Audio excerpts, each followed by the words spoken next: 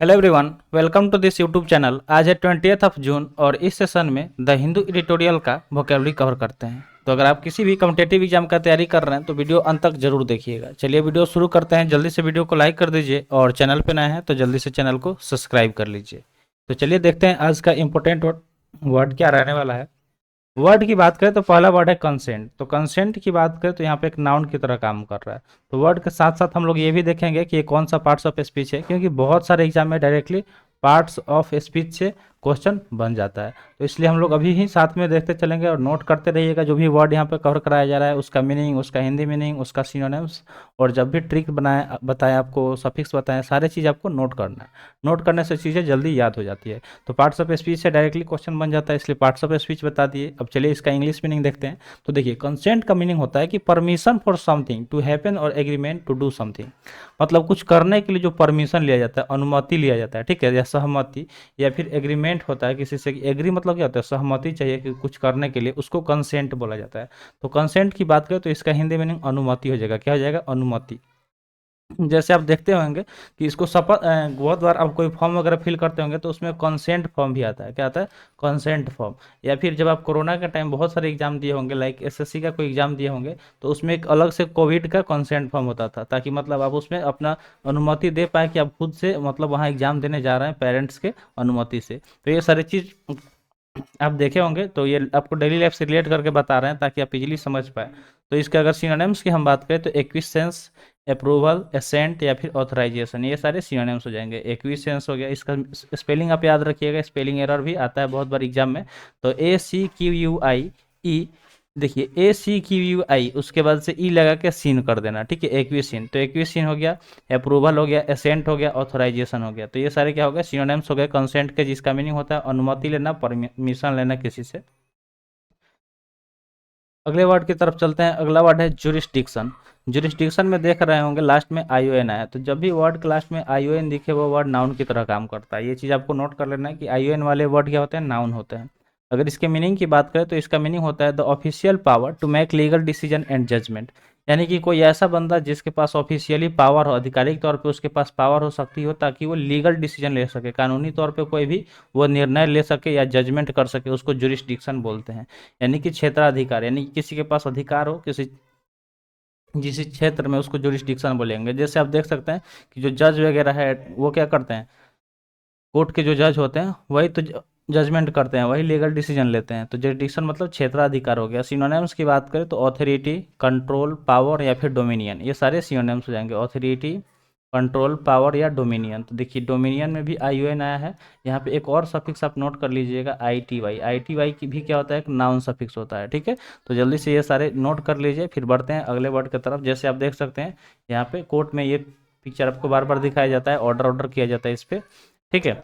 तो इसलिए हम ये रिलेटेड पिक्चर यहाँ पे इंसर्ट कर दिए ताकि आप वर्ड को इजीली समझ पाएँ। अगला वर्ड है इस्टेब्लिशमेंट।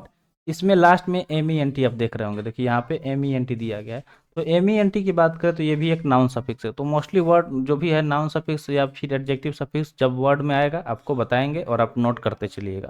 तो इस्टेब्लिशमेंट यहाँ पे नाउन हो गया, जिसका मीनिंग होता है the action of establishing something और बीइंग एस्टेब्लिश्ड। यानी कि कोई ऐसा एक्शन, कोई ऐसा काम जिसमें आप कुछ इस्टेब्लिश करना चाहते हैं या कर रहे हैं, या फिर कोई ऑलरेडी इस्टेब्लिश्ड हो चुका है, दैट इज इस्टेब्लिशमेंट, जिसका मीनिंग होता है प्रतिष्ठान हो, ठीक है।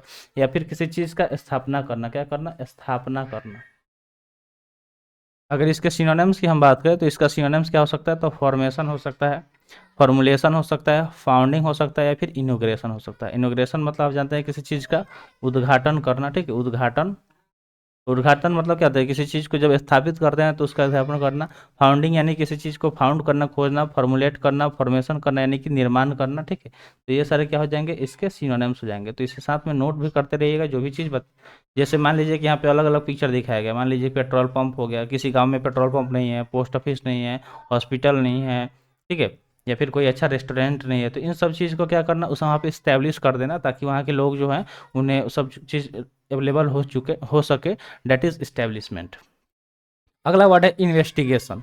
इन्वेस्टिगेशन की बात करें तो एक नाउन की तरह काम कर रहा है, क्योंकि लास्ट में आईओएन आया है। अब चलिए इसका मीनिंग देखते हैं। तो इसका मीनिंग होता है कैरी आउट ए सिस्टमेटिक और formal inquiry to discover and examine the fact of an incident, allegation etcetera, so as to establish the truth. तो देखिए इन्वेस्टिगेशन मतलब होता है कि सिस्टमेटिक तरीके से या फॉर्मल तरीके से किसी चीज़ के बारे में इंक्वायरी करना, ताकि आपको पता लग सके या फिर आप उसे जांच कर पाए किसी फैक्ट्स को। मान लीजिए कोई घटना हो गया है, कोई आरोप लगा है किसी के ऊपर, ताकि सच का पता लगाया जा सके। जैसे आप सीरियल देखते होंगे CID, ठीक है। CID में क्या दिखाया जाता है कि वो लोग इन्वेस्टिगेट करते हैं, जो भी उसका ऑफिसर होता है इन्वेस्टिगेट करते हैं कि जो वो क्राइम हुआ है वो कौन किया है, उसके पीछे सच्चाई क्या है। तो CID का फुल फॉर्म किसको किसको पता है, कमेंट सेक्शन में जल्दी से कमेंट कर दीजिए। तो वहाँ पे उसमें देखिए बीच में जो आई है उसका मतलब होता है इन्वेस्टिगेशन, बाकी चीज़ आपको कमेंट सेक्शन में कमेंट कीजिएगा। तो चलिए इसका मीनिंग देखते हैं। तो इसका मीनिंग होता है जांच करना, किसी चीज़ को जांच करेंगे तभी तो सच्चाई का पता चलेगा कि उस घटना के पीछे किसका हाथ था, कौन किया, क्यों किया, उसका मकसद क्या था। तो ये सारी चीज़ पता लगाया जाता है, डेट इज इन्वेस्टिगेशन। इन्वेस्टिगेशन मतलब किसी चीज़ को जांच करना सिस्टमेटिक और फॉर्मल तरीके से। सिनोनिम्स की बात करें तो कंसीडर, एग्जामिन, एक्सप्लोर या फिर इंस्पेक्ट, ये सारे सिनोनिम्स हो जाएंगे। कंसीडर, एग्जामिन, एक्सप्लोर या फिर इंस्पेक्ट, ये सारे सिनोनिम्स हो जाएंगे इन्वेस्टिगेशन के, जिसका मीनिंग क्या होता है, जांच करना। अगला वर्ड दिया गया इन्फोर्समेंट, जो कि एक नाउन की तरह काम कर रहा है। MENT आपको बता चुके हैं अभी थोड़ा देर पहले कि ये नाउन सफिक्स होता है, फिर भी नोट कर लीजिए। इसका मीनिंग होता है the act of compelling of A compliance with law, rule और ऑब्लिगेशन। तो कॉम्प्लियंस मतलब होता है किसी चीज़ के आज्ञा का मतलब मानना, पालन करना। तो अगर कोई नियम है, कोई कानून है या कोई ऑब्लिगेशन है तो उसको क्या करना, कंपेलिंग करना, उसको मानना, ठीक है। दैट इज इन्फोर्समेंट, यानी कि प्रवर्तन इसका हिंदी मीनिंग हो जाएगा। सिनोनिम्स की बात करें तो इम्पोजिशन, इम्प्लीमेंटेशन, एप्लीकेशन या फिर एडमिनिस्ट्रेशन, ये सारे सिनोनिम्स हो जाएंगे। इम्पोजिशन, इम्प्लीमेंटेशन, एप्लीकेशन या फिर एडमिनिस्ट्रेशन, सब में देख रहे होंगे ION आया है, और आपको बता चुके हैं कि ION एक नाउन सफिक्स होता है। तो ये चीज़ आपको नोट करना है यार, क्योंकि ये बहुत ज़्यादा हेल्प करेगा। आपका प्रीशियस टाइम जो होता है एग्जाम के दौरान वो आपको बचा देगा, ठीक है। क्योंकि तुरंत आप देखेंगे बता देंगे कि ये एडजेक्टिव है, ये नाउन है, एडवर्ब है, तो उससे क्या होगा कि आपका टाइम बच जाएगा। चलिए चलते हैं नेक्स्ट स्लाइड पे। अब चलिए यहाँ पे आपको हम यही बोलते हैं कि पहले आप अपना गोल कमेंट सेक्शन में लिखिए कि आप किस एग्जाम का तैयारी कर रहे हैं, ठीक है। फिर होमवर्क आपको यहाँ पे देते हैं कि जो भी वर्ड यहाँ पे कवर कराया जाता है उस वर्ड से कोशिश कीजिए सेंटेंस बनाने का, और सेंटेंस बना के आपको बस रख नहीं लेना है, कमेंट करना है। तब तो हमें पता चलेगा कि आप सेंटेंस बना भी रहे हैं या फिर बस ऐसे ही टाइम काट रहे हैं। देखिए भाई, टाइम काटने से कुछ नहीं होगा। जब आप अच्छे से फोकस करके पढ़ाई कर रहे हैं तो कुछ साथ में सेल्फ स्टडी भी कीजिए। तो ये जो होमवर्क आपको मिल रहा है वो एज ए सेल्फ स्टडी काम कीजिए। देखिए वर्ड बनाएंगे ना तो उस दौरान आप बहुत सारी चीज़ सोचेंगे कि आप वर्ड को किस तरह रिलेट कर सकते हैं, कहाँ फिट कर सकते हैं, किस तरह का सेंटेंस बना सकते हैं। इससे आपका सोच भी चेंज होगा, आप अच्छा अच्छा चीज़ सोचेंगे और अच्छे तरह का सेंटेंस भी बनाएंगे। तो ये काम बिल्कुल कीजिएगा, इससे आपको पूरे इंग्लिश में मतलब ओवरऑल इंग्लिश आपका काफ़ी ज़्यादा इम्प्रूव होगा। तो इतना काम जरूर से कीजिएगा। चलिए आगे देखते हैं नेक्स्ट वर्ड क्या है। नेक्स्ट वर्ड है एस्केलेटिंग। एस्केलेटिंग की बात करें तो एक वर्ब की तरह काम कर रहा है। जैसे हम लोग कोई भी गाड़ी ले लिए जी, 2 व्हीलर 4 व्हीलर, तो उसमें एक्सेलरेटर वर्ड सुने होंगे। एक्सेलरेटर का काम क्या होता है कि जब हम उसको दबाते हैं तो वो क्या करता है, स्पीड इंक्रीज कर देता है। क्या करता है, स्पीड को इंक्रीज कर देता है। तो देखिए इसका मीनिंग होता है एस्केलेटिंग मतलब रैपिड इंक्रीज, मतलब किसी चीज़ में अचानक से इंक्रीज यानी कि बढ़ोतरी देखना, बढ़ना यानी कि वृद्धि देखना, ठीक है, उसको बोलते हैं एस्केलेटिंग।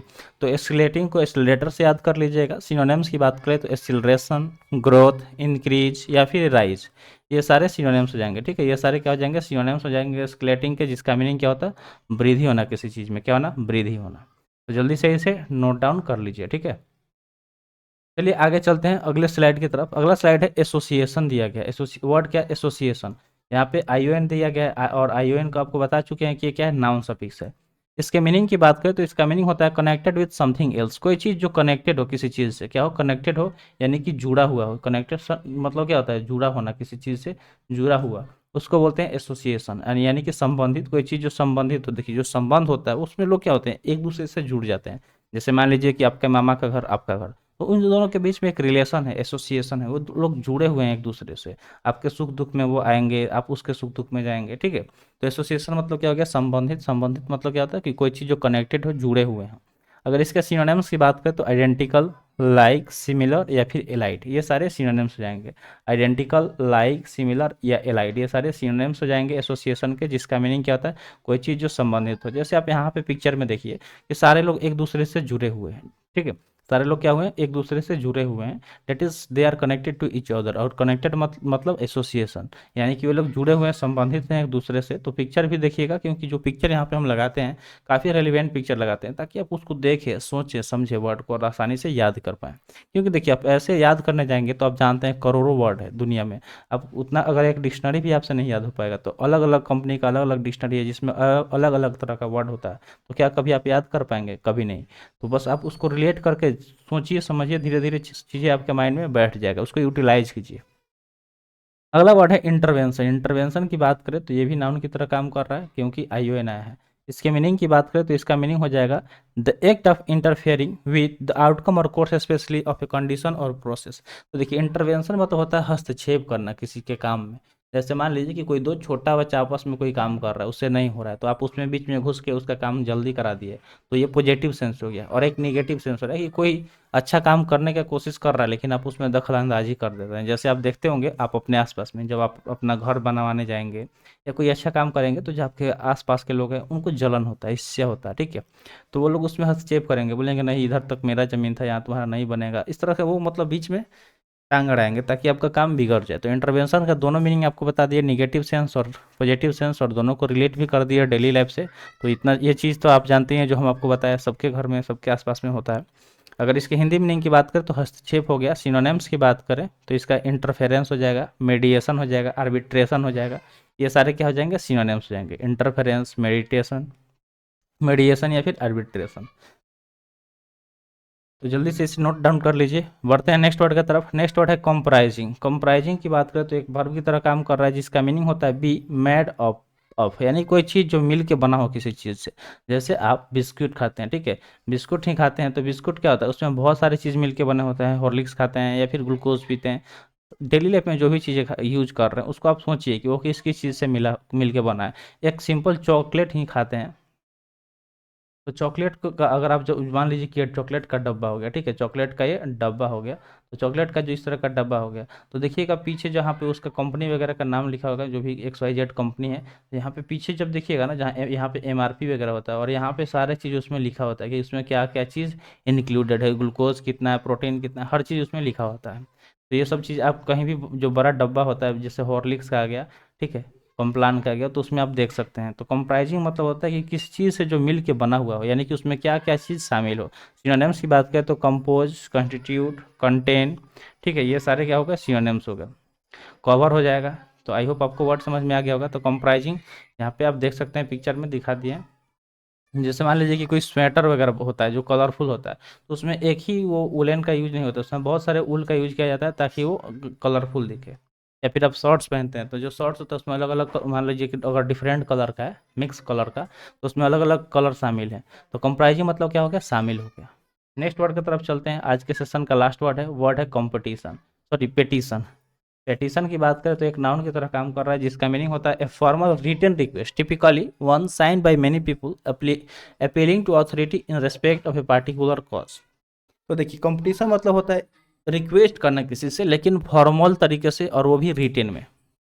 जैसे मान लीजिए कि जब हम लोग हॉस्टल में रहा करते थे, तो जब हमें घर जाना होता था या फिर मार्केट किसी काम से, तो हम लोग एक एप्लीकेशन देते थे, या फिर खेलने के लिए अगर मान लीजिए कि आज मन किया क्रिकेट मैच खेलने का गेम पीरियड में, तो हम लोग एक फॉर्मल रिटन एप्लीकेशन देते थे अपने प्रिंसिपल को, अगर वो अलाउ करते थे तभी हम लोग जाते थे खेलने। तो ये फॉर्मल रिटर्न क्या रिक्वेस्ट करना किसी से, और उसमें बहुत सारे लोग क्या करें? साइन करें। जैसे मान लीजिए कि जब हम लोग क्रिकेट खेलने जाना होता था, तो पूरे क्लास के बच्चे उस पर साइन करते थे, ठीक है, एप्लीकेशन लिखे और आगे पीछे पूरा उस पर साइन होता था, ताकि कोई भी फंसे ना, कोई किसी एक पे जिम्मेदारी ना जाए, सबके मन से हो, ठीक है।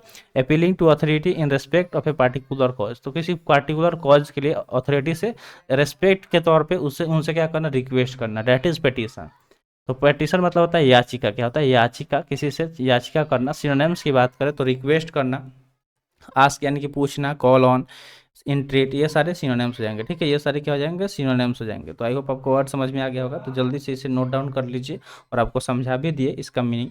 तो पेटिशन आप बहुत बार देखते होंगे कि अगर कुछ गड़बड़ी हो जाता है किसी एग्जाम में, तो सारे बच्चे पेटिशन फाइल करते हैं। मान लीजिए कि कोई क्वेश्चन आ गया बोर्ड के एग्जाम में, गलत क्वेश्चन आ गया, आउट ऑफ सिलेबस आ गया, तो उसमें भी पेटिशन दायर किया जाता है। मान लीजिए कि कोई आरोपी है, एक्यूज है, तो उस पे उसको सजा सुनाया जा रहा है, तो वो क्षमा मांगने के लिए भी मतलब पिटीशन दायर करता है कि ताकि मुझे सज़ा कम कर दिया जाए। तो इन सब का मतलब रिलेट कर सकते हैं, जब रिलेट करेंगे चीज़ें जल्दी याद हो जाएगी। तो चलिए अब अनअकैडमी के बारे में डिस्कस कर लेते हैं। तो ये काफ़ी अच्छा प्लेटफॉर्म है जहाँ पे वेरियस कॉम्पिटिटिव एग्जाम का प्रिपरेशन कराया जाता है, वो भी वेरियस टीचर्स के साथ। तो अगर आप इसका सब्सक्रिप्शन लेके एक सिस्टमेटिक वे में तैयारी करना चाहते हैं तो ले सकते हैं, और इसका टाइम ड्यूरेशन आप चूज कर लीजिएगा। और जब आपको डिस्काउंट चाहिए होगा आप ये वाला कोड अप्लाई कीजिएगा +FP175, इससे आपको मैक्सिमम डिस्काउंट मिल जाएगा जो भी ऑफर चल रहा होगा उसके। तो आज के लिए इतना ही, आज का सेशन यहीं पर समाप्त हुआ। सेशन कैसा लगा कमेंट सेशन में ज़रूर बताइएगा। तो मिलते हैं फिर अगले वीडियो में। Thanks for watching. जय हिंद।